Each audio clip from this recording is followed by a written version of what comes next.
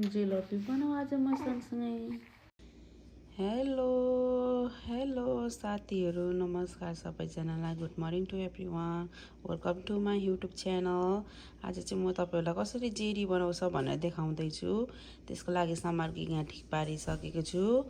Sweet कोर्न, मकैको पिठो चाहिन्छ, अल प्रपोज, चिनी अलिकति, दही, घिउ, अनि यहाँ चाहिँ इस्ट छ। यति सामग्री सबै मिक्स गर्नुपर्छ। फुड कलर मैले यहाँ सबै सामग्री हालिसकेको छु, देख्न सक्नुहुन्छ। मकैको पिठो, all purpose, food colour, yeast, चिनी, अलिकति घिउ, दही। अब यसलाई मुसेर आधी घन्टा जति राखेपछि आफै फुलिन्छ। अनि म तपाईँलाई देखाउँछु बनिएको पनि। मुसिसकेर पनि यत्तिकै बनाएछु, म फुलेपछि पनि देखाउँछु यो पिठो। यहाँ चाहिँ अहिलेको पिठो फुलेर यस्तो भएछ जुलपीको। जुलपी चाहिँ मजाले बनिरहेछ।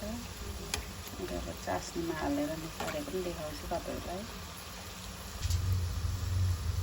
यहाँ चाहिँ मजाले जुलपी पाक्दैछ। यहाँ चाहिँ जुलपी पनि पाकिसक्यो, देख्न सक्नुहुन्छ।